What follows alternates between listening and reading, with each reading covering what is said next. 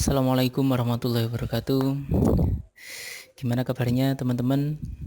Saya harap teman-teman dalam kondisi sehat walafiat karena kita sudah sampai di pertemuan terakhir mata kuliah pengembangan perangkat pembelajaran. Alhamdulillah, satu semester ini telah kita jalani atau telah teman-teman jalani untuk mengerjakan ataupun mengikuti perkuliahan pengembangan perangkat pembelajaran dengan baik. Dan untuk pertemuan terakhir ini, seperti yang sudah disinggung di pertemuan-pertemuan sebelumnya, dari pertemuan awal sudah pernah saya singgung, di pertemuan terakhir ini kita akan membuat sebuah portofolio akhir semester, atau lebih tepatnya kita sebut dengan istilahnya e-portofolio ya, karena kita nggak mengumpulkan bukti-bukti dalam bentuk cetak, tetapi dikumpulkan dalam bentuk elektronik ataupun dalam bentuk file, sehingga lebih tepatnya mungkin bisa disebut juga dengan istilahnya adalah e-portofolio.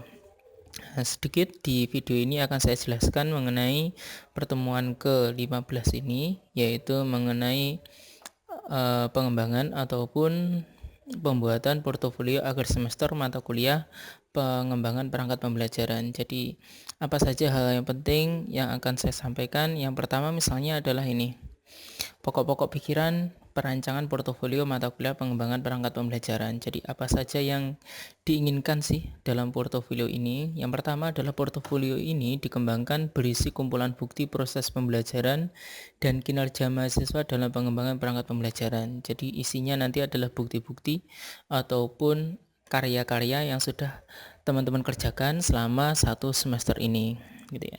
Manfaatnya apa? Manfaatnya bisa dijadikan sarana refleksi bagi mahasiswa mengenai kemajuan dan kemampuannya dalam mempelajari pengembangan perangkat pembelajaran.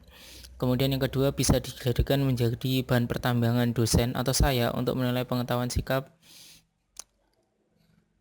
dan keterampilan penyusunan dalam rangka pemberian nilai akhir mata kuliah pengembangan perangkat pembelajaran.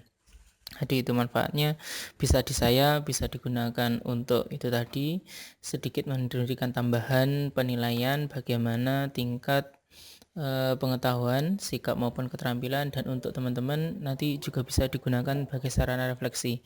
Jadi sambil mereview, merefleksi kira-kira yang sudah saya kerjakan tiap semester ini atau dalam satu semester ini apa saja, mulai dari yang pertama yaitu analisis SKL KIKD sampai yang terakhir itu adalah pengembangan modul.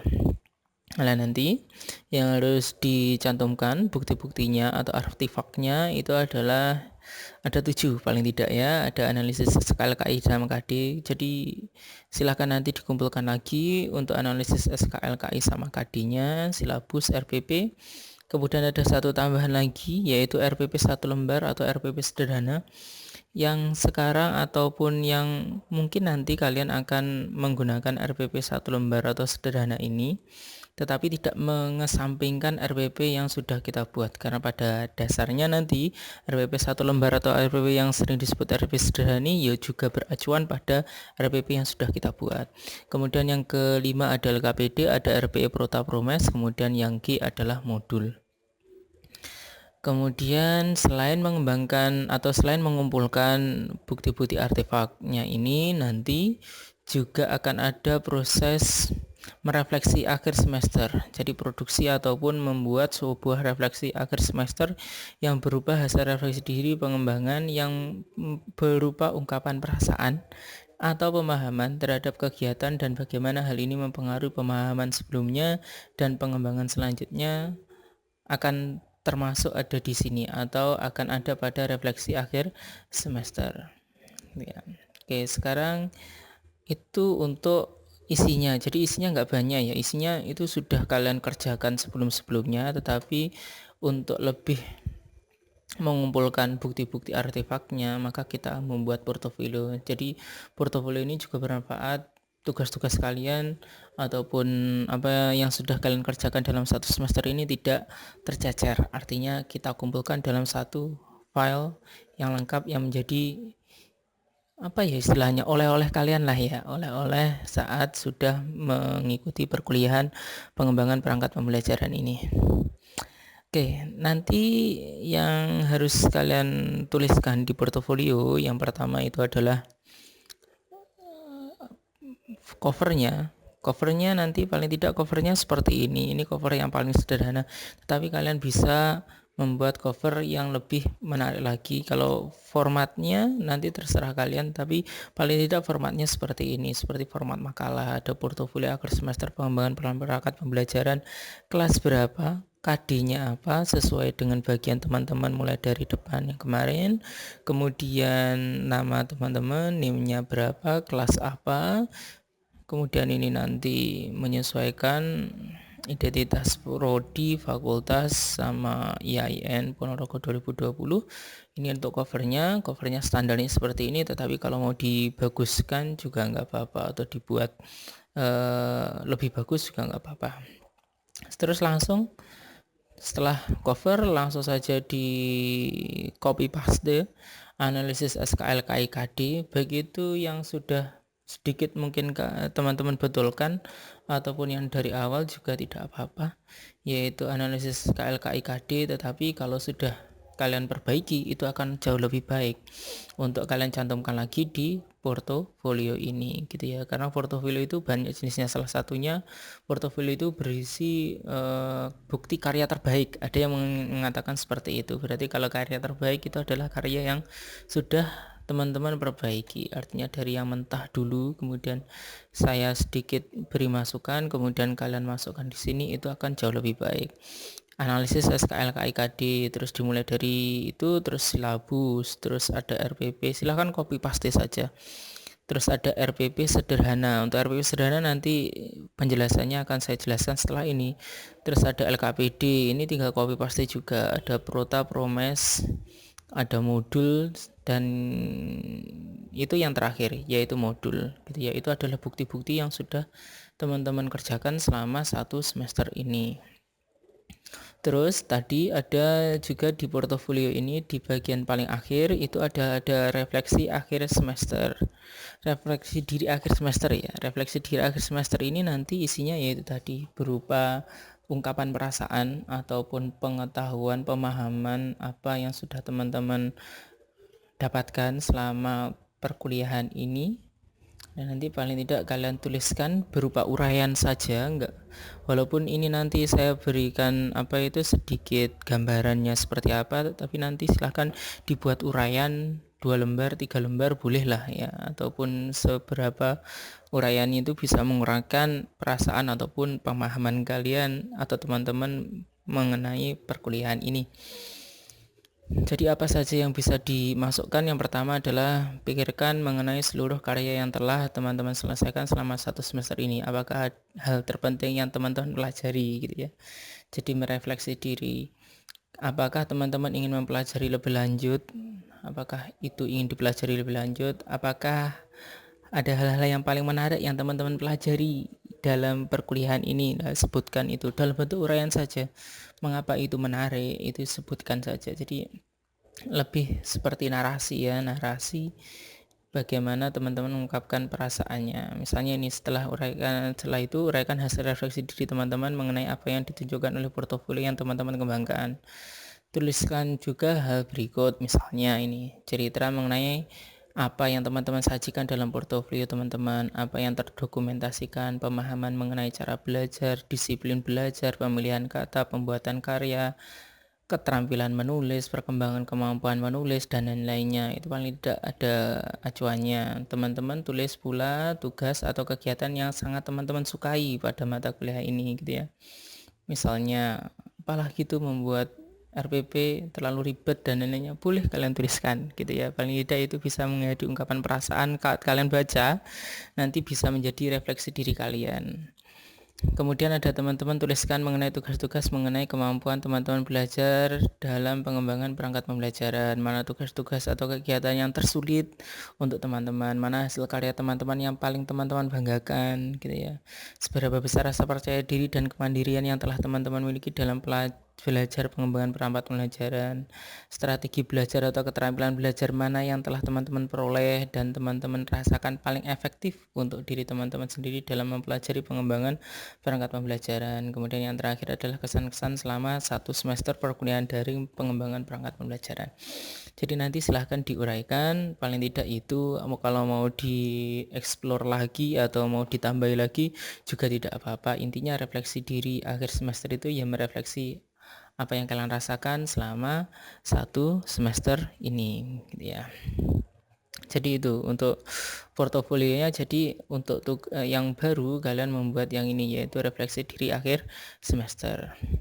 Kemudian untuk yang tadi yaitu RPP sederhana. Sedikit kita akan bahas RPP sederhana. Mengapa RPP itu disederhanakan atau ada peraturan atau surat edaran dari Menteri ya nomor 14 tahun 2009 tentang penyederhanaan RPP.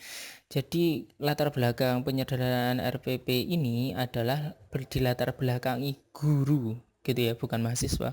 Guru yang mengalami kesulitan bahwa RPP itu menjadi persyaratan administrasi dan guru lebih sibuk untuk mengerjakan RPP daripada memikirkan apa yang akan diajarkan ke siswanya. Jadi lebih banyak waktu guru untuk membuat administrasi RPP yang berlembar-lembar seperti itu, maka dikeluarkanlah penyederhanaan RPP gitu ya.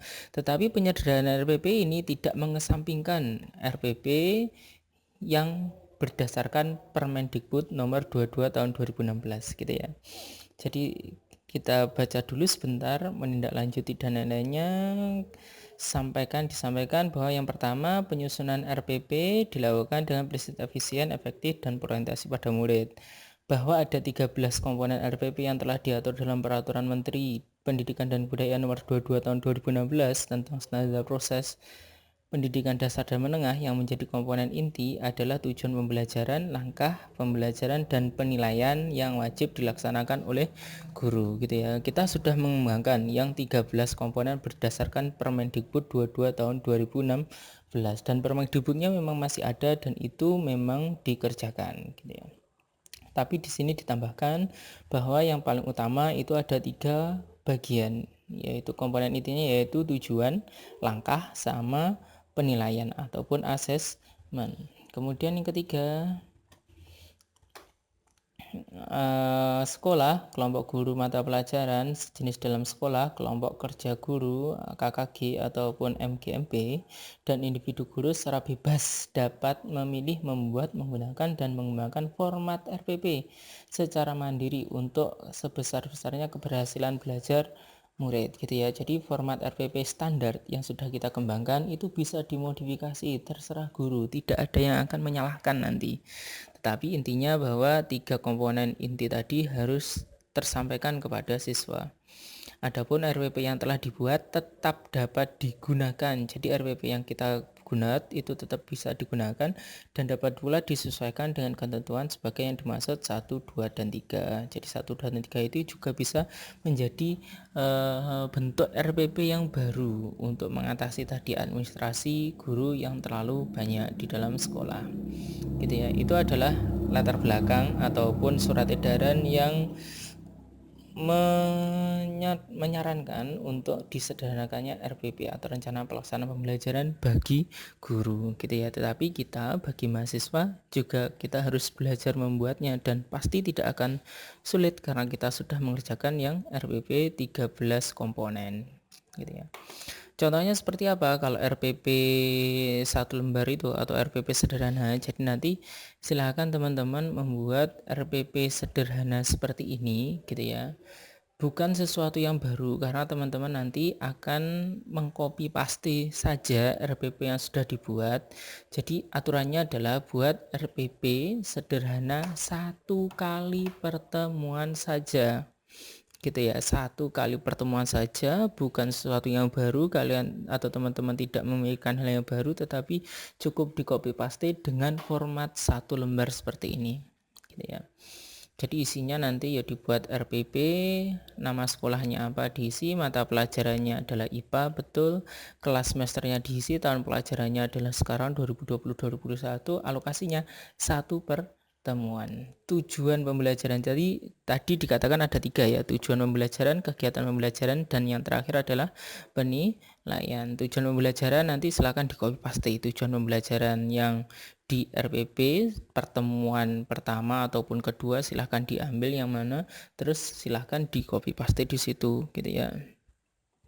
Kemudian untuk tujuan pembelajarannya, sekarang pun tujuan pembelajarannya itu tidak menganut ABCD seperti yang kita kerjakan kemarin, tetapi kalau kita melihat runtutan dengan ABCD dan ini cenderung lebih simpel, tetapi lebih simpel seperti ini bukan berarti lebih baik untuk teman-teman mahasiswa. Jadi teman-teman mahasiswa itu harus harus ditata runtutan cara berpikirnya supaya belajarnya itu secara sempurna atau secara holistik, tidak terputus-putus. Kalau seperti ini nanti sedikit kita akan mengalami kesulitan mengapa tujuan ini digunakan, kemudian bagaimana tujuan ini dicapai, bagaimana pencapaian bahwa murid sudah melakukan tujuan ini, kan belum ada di tujuan pembelajaran kalau tipenya seperti ini. Kalau tipe seperti ini untuk guru-guru senior atau guru-guru yang expert mungkin bolehlah, tetapi untuk teman-teman mahasiswa yang masih dalam posisi belajar, mengembangkan ilmu atau mencari ilmu, mungkin akan lebih baik kita menggunakan format ABCD yang kemarin karena lebih rinci untuk mendeskripsikan tujuan pembelajaran. Begitupun untuk kegiatan pembelajaran. Di kegiatan pembelajarannya nanti sudah tidak ada sintak yang dituliskan, tidak ada 4C yang dituliskan, tidak ada kegiatan literasi yang dituliskan, cukup dituliskan kegiatannya sama alokasi waktunya gitu ya. Jadi sangat-sangat simpel, tetapi kalau kita belajar yang seperti ini tentu pemahaman dari mahasiswa juga tidak bisa terbentuk secara sempurna. Jadi ini itu memang sangat simpel yang cocok untuk guru, tetapi untuk mahasiswa boleh diketahui, tetapi kalau kita langsung mempelajari seperti ini tentu pemahaman kita atau pemahaman teman-teman dalam pengembangan RPP kurang atau ada yang hilang kalau kita menuliskan dari awal seperti ini gitu ya. Jadi dengan kita menuliskan 4C bahwa di dalam RPP itu harus ada 4C. 4C itu seperti apa? Nah, itu kita cantumkan pada RPP konvensional yang 13 komponen tadi. Kalau seperti ini juga boleh, tetapi untuk guru-guru yang lebih expert. Penutupnya juga seperti ini gitu ya. Jadi di kegiatan pendahuluan cuma dituliskan guru menyapa, dikelompokkan, habis itu tidak ada mengabsen lah, tidak ada menyampaikan menanyakan kabar lah, tidak ada. Begitupun untuk kegiatan penutup tidak ada menyimpulkan lah, tidak ada kasih tugas lah, tidak ada, tetapi ya cukup membandingkan hasil penyaringan dan melakukan evaluasi singkat, sudah cukup gitu ya. Kalau kita mempelajari seperti itu tentu untuk runtutan kita mengajar, apa saja yang akan kita sampaikan saat mengajar akan sangat kurang.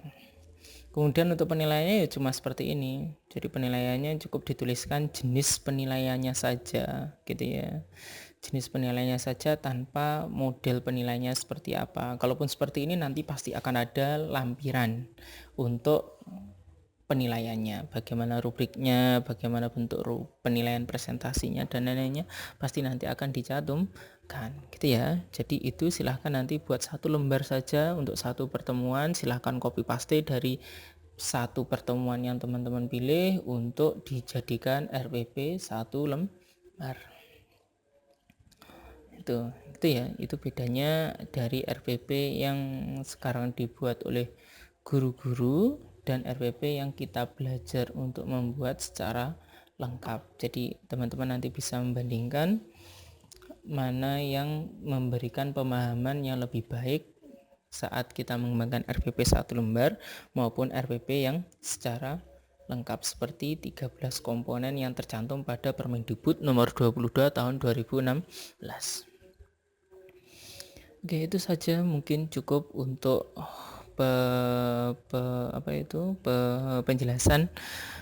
penjelasan perkuliahan yang terakhir kita ini. Jadi silahkan nanti dibuat portofolio akhir semesternya dan silahkan dikumpulkan di e-learning. Terima kasih atas tanggapan ataupun terima kasih atas perhatian teman-teman untuk menyimak video kali ini. Ada kurang lebihnya mohon maaf. Saya akhiri. Wassalamualaikum warahmatullahi wabarakatuh.